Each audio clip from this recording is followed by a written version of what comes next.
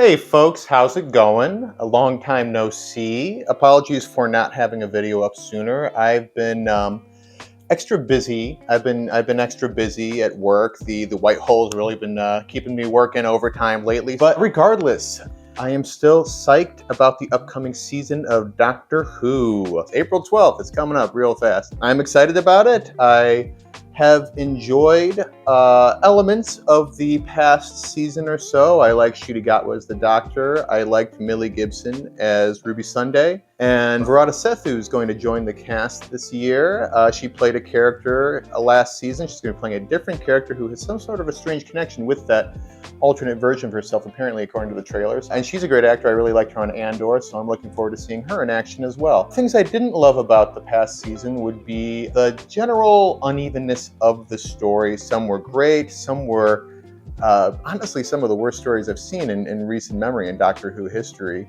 And I didn't really like some of the decisions RTD has made. I didn't like the bi-generation.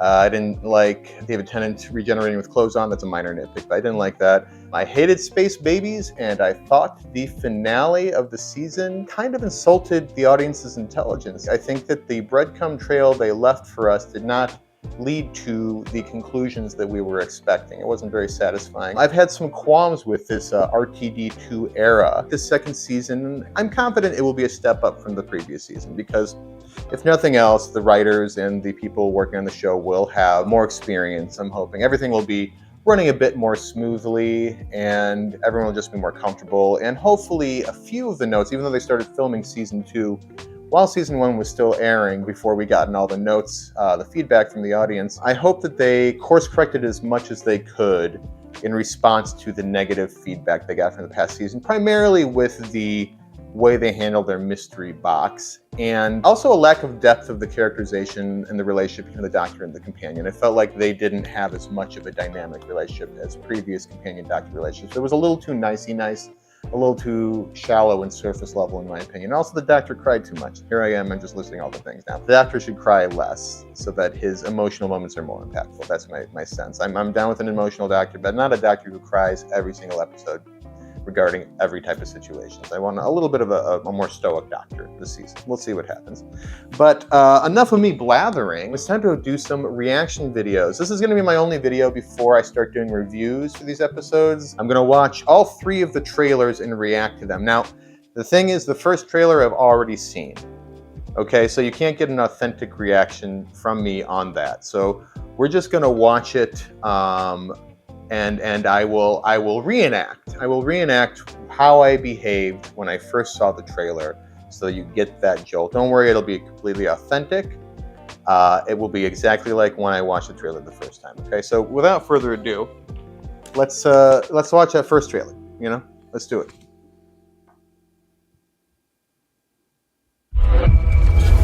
There are forces beyond this universe. We think we are so clever. But we're like children. And when these vast creatures look down on us, our entire reality is in danger.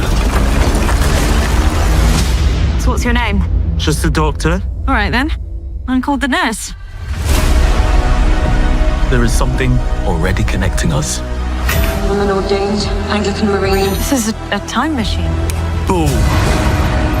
I am not one of your adventures. You need to get me home. This might be the long way round.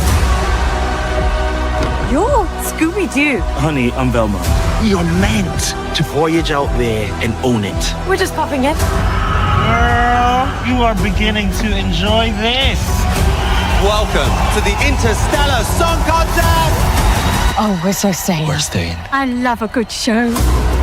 It's all a game to them. I'm beaming at ya! But the games are deadly. Tell a story. Aren't you scared? Why? Because it likes the taste. I promised that I would keep you safe. You can't. I can. I will. I do. I will take you home. That is a promise.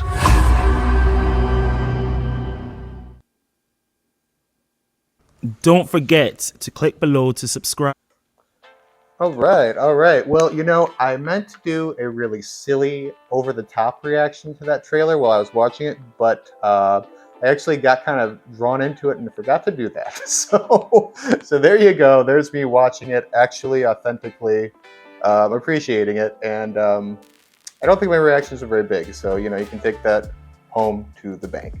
Let's just scrub through it. There's 3 trailers to get through, so I'm going to very briefly scrub through this. I'm just going to comment on a couple of things. Yeah, so it looks like the outfits they're wearing, the kind of sandy outfits, it's part of some sort of a colony. Workers who are being ruled by these emoji-faced frowny robots. Maybe this very much is the result of the doctor's reckless abandonment of the people to be ruled by smiling emoji robots at the end of the story Smile, which is an ending I really dislike, where all the killer robots that had murdered all these people's families, their minds were wiped and they were given brand new memories, and then they were told that they owned everything and they could rule over the people there and charge them rent.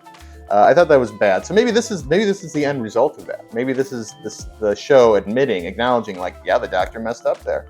You know, maybe it could be that. They're going on some sort of a military mission underwater. There's clearly a military people. There's a big spider creature having something going on with his webs. Kate Stewart. There's some sort of a squishy monster held in a containment area. This looks like it might be a containment area within Uni, even though it looks very grungy and crappy. But the fact that she's calmly walking through here and there's a bunch of cells with alien monsters, and it makes me think that this is part of Unit. Oh, yep, giant living. Doctor doesn't seem too shocked by this. Maybe this is a tourist trap kind of a thing. Big walking dinosaur skeletons. Maybe because he seems chill about it. Then again, maybe they cut a couple of shots together. Doctor's having some sort of a time trip slip up. I think I commented on this in the teaser trailer, very similar to what happened during Megalos, the Tom Baker Romana story Megalos. Pulling a lot from that era, that mid to late era Tom Baker. I wonder if that's hinting towards something, perhaps a villain, or the identity of a villain that we'll be seeing this season. I'll talk about that a little bit more in a few minutes. Oh, looks like Mel's having some problems. All of those houses are falling down around here. That seems like an unfortunate situation. I'm sure there's an enormous amount of property damage. She's a nurse.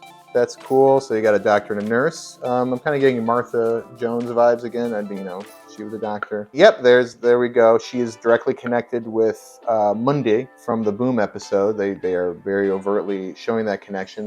Boom. Maybe some sort of a Clara time fracture situation. They go back to the 50s, it looks like. 50s diner. They got some swag clothing going on there. They're in some sort of a red planet from the future. It looks like this is the planet I thought was the Dalek planet. I don't think it is, because they're chilling, having a good time. It looks like there's also a bazaar of some sort, possibly the lighting looks similar. And then there is a big celebrity song show, kind of like Dancing with the Stars or something like that. Mrs. Flood is there in the audience. Even though she's earthbound, very mysterious. Perhaps she's not all that she seems. We've got some military, ooh, scary screaming mask. That's really creepy, like an ancient mask that's coming to life and screaming. Then we got this cartoon guy who I'm guessing is another one of those, like, maybe he's a god of animation or god of cartoons or something. We got creepy creatures. They like the taste of fear, so we've got some its running around. Oh, people getting disintegrated. All right. Doctor getting pulled off into a big space with like a bunch of people. TARDIS is getting pulled up. And then it's like a transition to this shot of, oh God, like tons of people getting sucked out in this. Are they all the Doctor? Is that all the Doctor getting launched into space? 1 million Doctors maybe. Ooh, and an exploding robot. It's a lot of stuff. Oh, they hugged. So they'll form some sort of a friendship as well. Yeah. So that's cool. And he's got to get her home. Somehow he's screwed up the TARDIS and he can't just fly her home. We're back to the era of the Doctor not being able to control the TARDIS. It's very reminiscent of old school Doctor Who. I like the new companion. Some of the villains look interesting. It looks a bit more epic and space-bound than the first season that he had. So that's exciting to me. I want to see more monsters. I want to see more dark and scary stories. I don't want to see any goddamn space babies stories. So I didn't see anything like that in these trailers.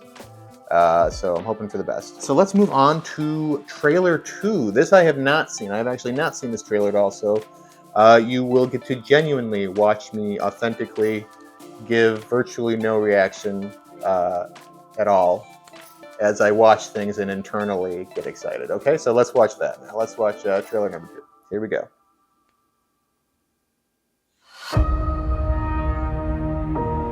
I am the last of the Time Lords. I'm from a different planet. An evolved life form? And I have waited for the day of your arrival. Oh my. I'm the Doctor. Doctor what? Just the doctor? All right then. I'm called the nurse. Good team. Put on the nose left there. Earth. All right. It's been 2 hours. It was 6 months ago. This Should get you back. Wow. It is bigger on the inside than the outside. You need to get me home. We don't need to rush, cause This is a time machine. boom. Huh. Maybe she's not stuck. 1952. 51st century. The 803rd Interstellar Song Contest! Oh, we're so staying. Worst day. Getting some Fifth Element vibes. from What that. year I is don't know. this? 2007. Can't you get this box of yours fixed? Oh, yeah, very much Never just heard like of the classic planet Doctor Earth. Who. Never Can't heard work. of him. Can't make the TARDIS work. My parents are back home. Are they safe? I hope so. What? Roll up. Doctor, what are you doing? I think we're being Animated! Gosh, I'm all flat. And this waistline is impossible. They look like Scooby-Doo characters. I will not fail you. Everything is out of sync. The kids Our are entire out of reality sync, is in huh? danger. Again. That's just the intro. I promised Oh, there's that their I would friends keep too. you safe. But you can't promise. You probably said it to everyone, Doctor. Well, I guess. I can. I Oh, will. we got the Zool ghosts, the Zool dogs. I do.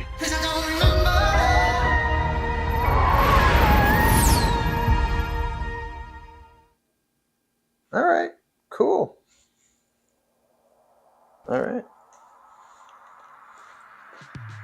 That looked cool. I like that. I like the vibe of that one more. It was a little more mysterious and dark. Everything's out of sync. So someone's messing with time yet again. Someone's messing with time. But the show's time travel. So I mean, like, I want to say it's the Ronnie, but I know it's not the Ronnie. They even did an April Fool's joke where they revealed that RTD had revealed that Mrs. Flood or another character was the Ronnie. So I think it's a running gag that everyone wants the Ronnie, thinks it's the Ronnie, assumes it's the Ronnie because it's a mysterious female character. They've already done the Master. Ronnie's one of the only major villains from the classic series they haven't brought back. But I don't think it is the Ronnie. I'll talk about that towards the end here. Let's scrub through this and just see what's going on, okay? Let's just see that. Yes, yeah, more of they're exploring. They're with some sort of a marine group. It looks like Verada Sepu's character gets involved in her first story by this rocket ship landing on Earth apparently, and it's got the robot people in it. I think that's her first adventure. The one where she goes, yeah, the robots come busting in and take her. They must have mistaken her for someone else or something. It looks like initially this planet with robots and people are chill, or they're either chill at the beginning and then they get at odds with each other, or they're chill at the end after they've reprogrammed the robots, which is very Smile-esque. A lot of this is giving me Smile, reminiscent of Smile, although the buildings and the architecture don't look anything like what the buildings look like in Smile. So maybe I'm completely 100% off. It's just, I don't know. It's hard, like another different emoji robot. It's hard not to think of that as like 1,000 years in the future or something. But anyway, I'm harping on that a lot. He keeps playing with that weird glass tube, which, yeah, I think will become an important thingamabob to make the TARDIS operate. Kind of like how John Pertwee's Doctor, the Time Lords, well, they removed his knowledge of how to operate the TARDIS, but they also took away a device that its name escapes me at the moment, but he got it back in the Three Doctors and he's able to travel again. Let's see, they're going to the 50s. She's got an amazing dress. Harmony Arena in outer space. Interstellar Song Contest. Nicely made up alien right there. I like the scaling. That's pretty cool. Oh, there's the Eye, the London Eye. Nice callback to the first episode. fantastic. We got some floating, looks like floating blood. Like zero gravity floating blood. I thought that was Florida or something at first, but it is definitely floating blood in the air. She's crying about something. I don't know. Someone just get exploded? Jesus. Oh no. Earth is like, once again, oh my God. Earth is all burning up. Oh no. It's burning.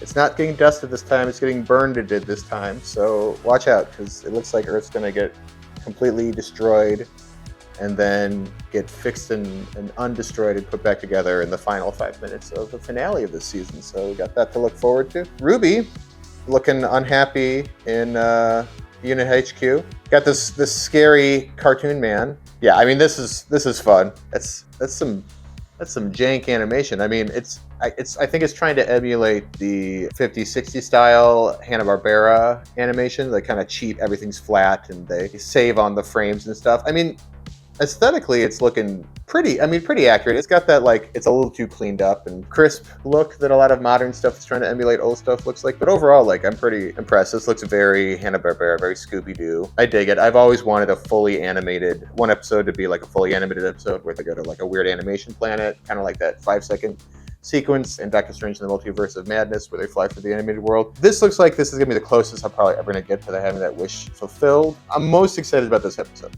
I'm pretty hyped about seeing this one happen. I just hope it's not freaking silly and ridiculous like the Devil's Chord. That's my concern. Like, it's cool, you know, dance in the pastiche, play in that realm of that time period, but don't make it too hokey. That's all I'm hoping for. That's all. That's I got my fingers crossed. It's not going to be some silly, ridiculous, goofy story with, you know, it's always a twist at the end. Please don't do that. This story has potential. And they keep putting like the intro animations in these trailers. Like, it's cool looking, but come on, guys. Most shows don't do that. Ugh, the way people die there, it's like Dalek death in slow motion. It's kind of disturbing.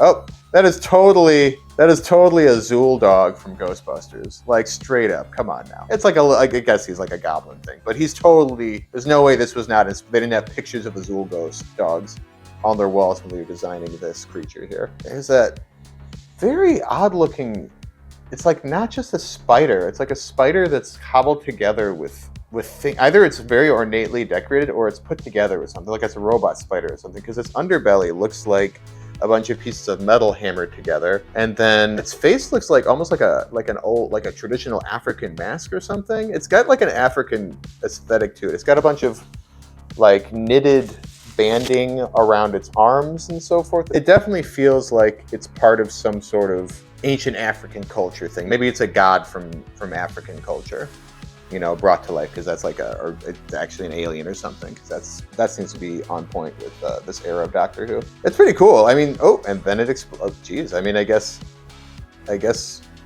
we know that spider doesn't last unless there's multiple spiders. But if it's just the one spider, I mean, I guess we know how that story ends. Oh, they're flying with the spaceship. Okay, cute. That same ship from the beginning. So maybe those people become allies. Okay, so that's my spiel on the second trailer that's come out. I like it. I'm liking a lot of what I'm seeing here. I'm liking some of the monster designs. The new companion's giving me good vibes. I mean, here's the thing. The first season, you juiced up the stakes so much by the end. I guess every season of Doctor Who does that, but I don't know, the first season just like you destroyed all of time and space. You killed like everyone throughout time and space and then brought them all back really easily. It's just the first season kind of burned a lot of my expectations. You know, everything here looks really cool, but I'm just like, and it looks epic and it looks like there's going to be major problems the Doctor and his companion have to confront, but that's par for the course of Doctor Who. You know, I expect that of every season. Every season's a universe-ending threat of some sort. By the finale, almost always, a world-ending or universe-ending threat. But how do we get there? And what are the stakes? What I really want, I saw them hugging again. That's cool and all, but you know, Ruby and him hugged last season, and I didn't feel like they had like the closest connection. They weren't on screen enough together, honestly, and they didn't fight enough. I am getting some hints this might be better because there's already friction with she wants to get home and see her family again, which is a very important, understandable goal. Motivation, and he's trying to fix the TARDIS to get her home, and he's also dealing with like possibly the universe is going to end. They should fight. They need to have conflict. It needs to boil over. She needs to get fed up with him. He needs to be manipulative and deceptive with her in some important way, and she needs to find out and be upset about that, and they need to reconcile by the end. I want to have that arc again. You know, a real up and down roller coaster of a relationship between the two leads. That's what makes for great drama. That's what makes for great storytelling. All the best shows have it. The best seasons of Doctor Who. Rose and the Doctor would bicker, Martha and the Doctor would bicker, Donna and the Doctor would bicker, Amy and the Doctor would bicker, Claire and the Doctor would bicker, Bill and the Doctor had issues. Like, everyone had some problems. And I feel like I'm getting a hint of that in these trailers, so I'm feeling good about that. I also just like that I'm not seeing anything that's like space baby-ish or just like really wacky and ridiculous. The wackiest stuff going on is the turning into cartoons thing, which I'm 100% okay with. So if that's going to be their like wacky, crazy episode, I'm down with that. I'm totally down with that. The rest of it looks kind of dark and serious and more sci-fi, you know, more space stuff, more robots, more aliens and monsters. I love that. We haven't seen any classic villains show up yet, either in this season or the last season. No Daleks, Cybermen, or Centaurans, or the Master, or Weeping Angels, anything like that, which is cool. I'm totally down to see new monsters, new creatures. I don't think the show needs to rely on its old standbys every single season, but it does look like this season is more monster and alien focused than last season, so I do appreciate that, because last season, again, it was just so short, and it was somewhat light on real, unlike monsters that you could see or that were actually threatening, you know? So this season, it looks like they've upped that. They've juiced up the threat level and the monster level, and I think that's something that Doctor Who always should have, so I'm psyched about that. So yeah, overall, this trailer looks good. I feel like these trailers make the show look better than the first season trailers did, I would say. I would say the first season, even I was excited about it, but even then I was like, ooh, babies, what babies? Oh, I don't like that joke. These felt a lot more epic and powerful and kind of confident, you know? So I'm psyched about that. So that's it. That's my reactions to those two. One more thing though, which is the behind the scenes trailer. So I'm just going to check that out really quick, and I don't know how many thoughts I have on that. I'll just comment as I'm watching it, and then we'll bring this whole thing home. All right. So without further ado, let's watch the behind the scenes trailer. Hey, camera set. It's nice to be back. The stories are bigger, brighter, more epic. And the adventures are just a lot more of a roller coaster. Like literally what I just said. I can't believe I get to be the companion. I'm Varada, I'm playing Belinda. You're saying the right things. Amazing working with Varada. She's an incredible actor and has brought such energy and vibrancy and life into the show. Wow! It's incredible. That dress is killer. It is killer. It's such a privilege to be able to inhabit this character, this world, and especially with someone as amazing as Shooty, and be able to travel through space and time. That is exceptional. It was so nice having Millie Gibson back, bringing a healthy dose of chaos and cheekiness and mischief. So nice. It really sounds like a staple in a Doctor Who world. Like Martha, right? Like bringing Martha back. I'm down with that. It makes the world feel more Anita real. Dobson. Mrs. Flood is back, badder than ever. Oh, so Each you just saying episode is she's a villain now, totally okay. different place, a different plot, different cultures, different eras, different bad guys. It is so varied. It really is the dream job. It's fun and jam-packed with a lot of thrills, madness, mayhem, adventure. Don't forget to click below to subscribe to the official Doctor Who YouTube channel. Cool. I mean, that was fun. I saw a few more clips of stuff. I don't think I'll bother scrubbing through. I'll just comment on it. Yeah, it looks good. It looks cool. It's crazy that they said more epic and more of a roller coaster, because I've said that several times in this video. So at least on paper, I think that makes me think that at least they are aware of what the fans are craving in this season, enough to know to say the right things in these trailers and stuff, know to say the right things when they're talking about this new season. Because that was what last season kind of felt like I lacked a little bit. I mean, yes, there were epic moments. I mean, it's a very epic finale to a degree, but it also felt weirdly small, weirdly contained. Some of the episodes felt very stripped down, and it's a very truncated, short season. So I really feel like you need to pack the bangers in there as much as possible for such a short run, to really have an impact. So. And roller coaster, I hope you're talking emotional roller coaster. I really hope not just things are crazy and different every episode, Yeah, I've watched all the things now. I've watched them all and I've responded. So let's move on to final thoughts here. Let's just move on to hopes and fears of this upcoming season. I think I've already kind of said all that stuff throughout this video, so I'll just reiterate: more epic, more action-packed, more sci-fi, a darker edge, more of an emotional roller coaster, less of a doctor and his maudlin crying, less of the melodrama and more of the character-based drama. I want conflict between characters based on a real issue and a difference of opinions and maybe a moral dilemma that we, the viewers, struggle with, thinking, who's on the right side of this, you know? I want something like that in this season. I don't want space babies. I don't want too much silliness, too much wacky, have clever humor, but don't make it feel so, I guess cringy is just kind of how I felt about some of the humor over this past season or so. Have a good finale. Have a breadcrumb trail of and a mystery box that actually leads to a satisfying conclusion. You know, something that makes sense, that doesn't make we, the audience, angry looking back and being like, well, why did this happen? Well, why did this happen? The sign just appeared out of nowhere. We didn't see the sign. Okay. Honestly, the fact that the previous season's finale was so poor in its execution in terms of explaining how everything happened this season, it completely killed my desire to kind of theory craft for this season. You know, I've engaged in some mild speculation based off watching these trailers about, you know, what's happening in those scenes, what these characters are, what they could mean. Sure, but that's all just stuff that they've put out there. You know, everyone can speculate. I haven't been watching like theory crafting videos. I haven't been watching or reading about people trying to figure out who Mrs. Flood is. I haven't been doing any of that stuff because I just feel like I got burned so bad last season, and all the theories I came up with and all the ideas I had, I was hoping the story would have something better than what I could think of, you know. But instead, it just felt like extremely lazy and tossed off at the end. So I just don't feel like an interest in really trying to like theory craft who's, you know, what's going on, what's up with Mrs. Flood.